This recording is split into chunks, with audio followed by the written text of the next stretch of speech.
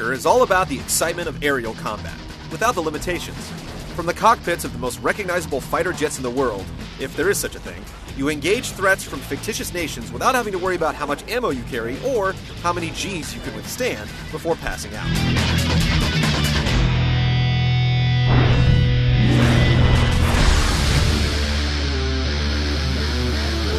The action extends across 4 campaigns and 18 individual missions, with each mission requiring you to complete multiple objectives. You may need to take out a radar tower, defend a fleet from missile attacks, or shoot down enemy cargo planes.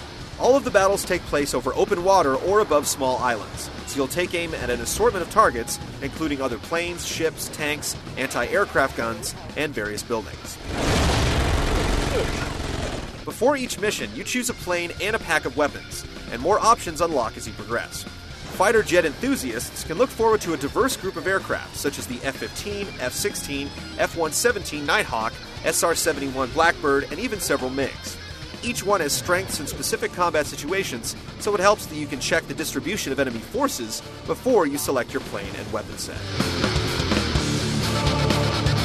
The game doesn't feature multiplayer or any alternate modes, but players can return to completed missions to try them on a harder difficulty, complete bonus objectives, or pilot new jets.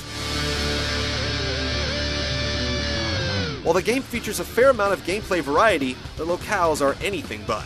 You never fly inland or go over major cities, and only rarely do you have to avoid destroying civilian targets.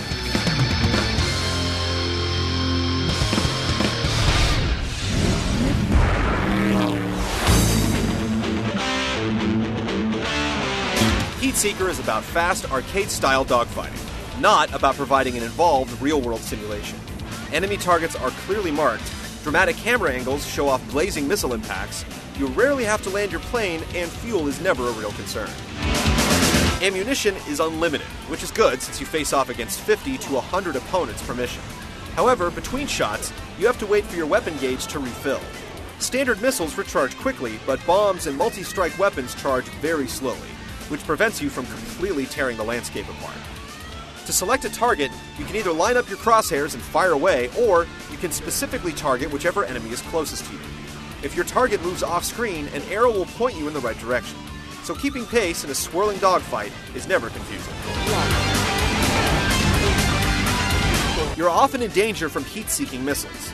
To dodge or drop chaff, you'll need to react quickly to icons shown on screen. Perform well, and the missile will whiz by. Perform poorly, and you'll take some flames up your tailpipe. For the most part, Heatseeker isn't too difficult. But when things do get rough, they get very rough. Some key objectives near the end of the game place your target between rows of weaponry that can shred your plane in seconds. You also have to go solo through most missions, and even when there are other fighters at your side, they have little impact on the game. With dozens of units firing at you from the ground and from the skies, it'd be nice to have a little help. The game delivers on blistering explosions and stays squarely focused on the action, but bottleneck challenges and oddly placed checkpoints keep it all from playing out as smoothly as it could.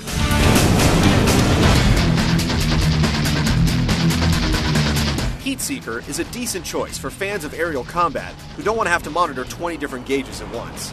There are plenty of fighter jets to unlock, and it's nice that it's accessible, but it also has its share of issues, and it fails to bring anything new to the genre.